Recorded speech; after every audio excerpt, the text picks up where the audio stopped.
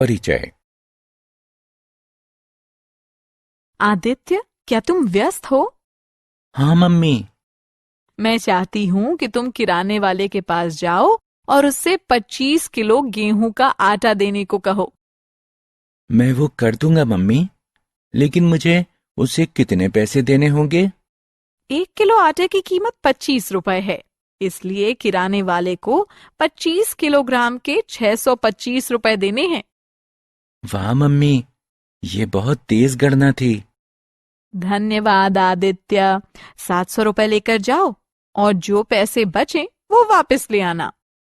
किराने वाला 75 रुपए वापस करेगा ना मम्मी? अच्छी गणना थी आदित्य। बच्चों, इस पाठ में आप धन के बारे में जानेंगे। आओ सीखें। एक वस्तु के मूल्य से कई वस्तुओं के मूल्य की गणना करना। कई वस्तुओं के मूल्य से एक वस्तु के मूल्य की गणना करना। कुछ वस्तुओं के मूल्य से कई वस्तुओं का मूल्य निकालना। धन या पैसा। अनुषा 2 पोशाक खरीदती है।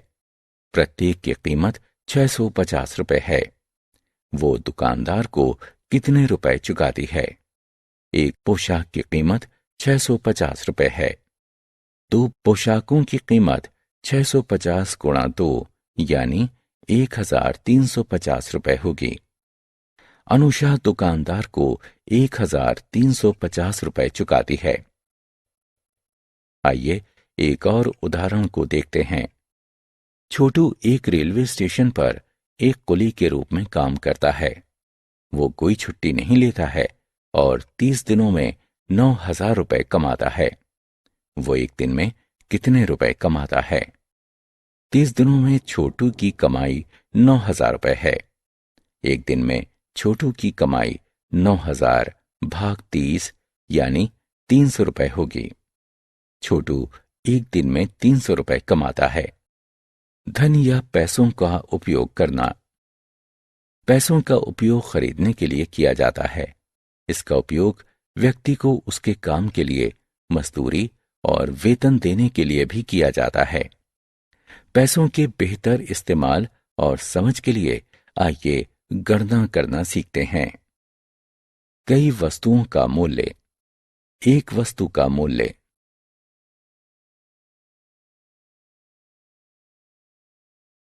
कई वस्तुओं का मूल्य। रामू एक माली है। लोग उसे नौकरी पर रखते हैं और उसे एक दिन का मेहनताना 210 रुपए देते हैं। साल 2011 में उसने 312 दिन काम किया। उसने 2011 में कितना रुपया कमाया? प्रतिदिन रामू की कमाई बराबर 210 रुपए। रामू के काम करने के दिनों की संख्या 312। साल 2011 रामू के द्वारा कमाई गई कुल राशि बराबर 210 गुणे 312। आइए हम गुणन को 4 चरणों में विभाजित करते हैं। सबसे पहले हम 200 और 300 का गुणा करते हैं, फिर 10 और 300 का गुणा करते हैं, फिर 200 और 12 का गुणा करते हैं, फिर 10 और 12 का गुणा करते हैं। अब हम गुणनफल को जोड़ते हैं और 65,520 रुपए प्राप्त करते हैं। अतः साल 2011 में रामू ने 65,520 रुपए कमाए। राधा एक डॉक्टर है। वो एक परामर्श के लिए 625 रुपए फीस लेती है। एक दिन में वो 12 मरीजों से मिलती है। यदि वो एक विशेष महीने में 30 दिन काम करती है तो वो कितने रुपए कमाती है? एक परामर्श के लिए राधा की फीस 625 रुपए। एक दिन में मरीजों की संख्या 12। 23 दिनों में मरीजों की संख्या 23 गुणे 12 बराबर 276। महीने में राधा की कुल कमाई 625 गुणे 276। आइए गुणनफल की एक और तकनीक सीखते हैं। सबसे पहले हम 625 का 6 से गुणा करते हैं। फिर हम 625 का 70 से गुणा करते हैं।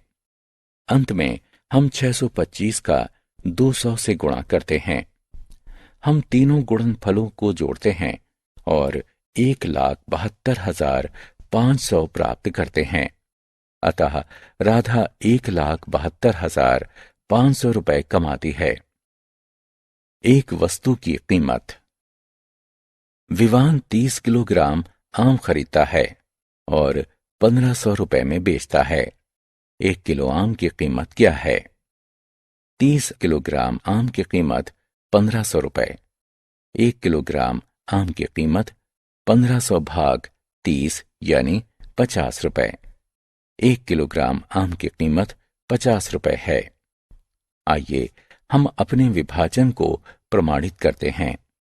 अभी हमने निकाला कि 1 किलोग्राम आम की कीमत 50 रुपए है, तो 30 किलोग्राम आम की कीमत होगी 50 गुणा 30 यानी 1500 रुपए। प्रश्नानुसार विवान 30 किलोग्राम आम पर 1500 रुपए खर्च करता है। इस तरह ये सिद्ध होता है कि हमारा विभाजन सही था। सुजाता के बेटे की शादी हो रही है।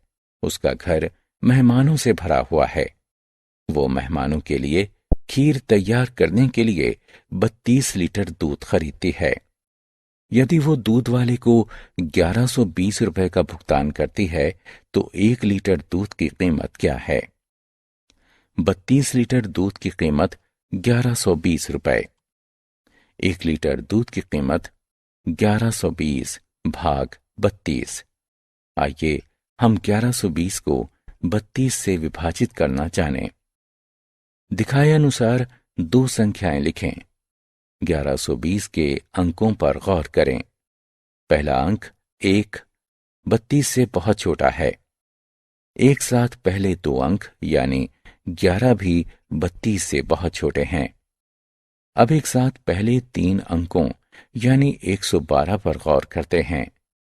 112 32 से काफी बड़ा है, इसलिए दाईं तरफ 3 लिखें और 112 के नीचे 96 लिखें। घटाव करें और घटाव 16 को नीचे लिखें। नीचे शून्य लगाएं। नई संख्या 160 बनती है।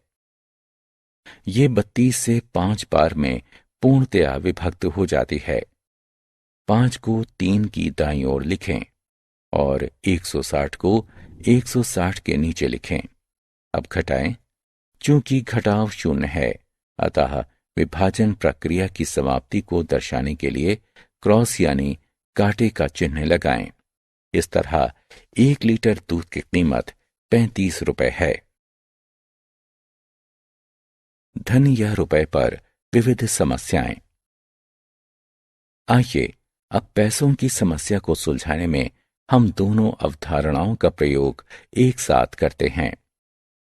किशोर रोजंदारी पर काम करने वाला एक मजदूर है। वो 7 दिनों में 2,457 रुपए कमाता है। यदि वो 52 दिन काम करे तो कितने रुपए कमा लेगा? सबसे पहले हम किशोर की एक दिन की कमाई निकालते हैं। 7 दिनों में किशोर की कमाई 2,457 रुपए। एक दिन में किशोर की कमाई 2,457 भाग 7 है, यानी 351 रुपए। अब हम उसकी 52 दिनों की कमाई निकालते हैं। 52 दिनों में किशोर की कमाई 351 गुणे 52 18,252 रुपए। इस तरह किशोर 52 दिनों में 18,252 रुपए कमाएगा। पेट्रोल से एक कार को भरने के 240 रुपए लगते हैं। 1200 रुपए के व्यय से कितने कारों को भरा जा सकता है? 240 रुपए खर्च करके पेट्रोल से भरी जा सकने वाली कारों की संख्या 1 है। 1200 रुपए खर्च करके पेट्रोल से भरी जा सकने वाली कारों की संख्या बराबर 1200 भाग 240 बराबर 5 है। 1200 रुपए खर्च करके पेट्रोल से 5 कारें भरी जा सकती हैं। अब तक हमने हमें दिए गए प्रश्नों का उत्तर दिया है। आइए अब हम प्रश्न तैयार करते हैं। एक शब्दों की समस्या की इस शुरुआत को देखो। 1 किलो केक का मूल्य 25 रुपए है। अरुणा 5 किलो केक खरीदती है। निम्न में से इसके लिए उपयुक्त प्रश्न कौन सा है? 5 किलो का मूल्य कितना है? 5 किलो के लिए कौन भुगतान करेगा? अरुणा 5 किलो केक का कितना भुगतान करेगी? क्या 5 किलो पर्याप्त होगा? विकल्प का और गा दी गई शब्द की समस्या के लिए उपयुक्त प्रश्न हैं। विकल्प खा और खा दी गई जानकारी के आधार पर सही उत्तर नहीं हो सकते, अतः वे उपयुक्त प्रश्न नहीं हैं। आओ खेलें। प्रश्न को ध्यानपूर्वक पढ़िए और सही विकल्प पर क्लिक करके सही उत्तर का चयन कीजिए। हमने क्या चर्चा की? हम कई वस्तुओं के मूल्यों की गणना करने के लिए एक वस्तु के मूल्य से गुणा करते हैं। हम एक वस्तु के मूल्य की गणना करने के लिए कई वस्तुओं के मूल्य से भाग देते हैं। कुछ वस्तुओं के मूल्य से कई वस्तुओं के मूल्य को निकालने के लिए हम पहले भाग देते हैं, फिर गुणा कर देते हैं।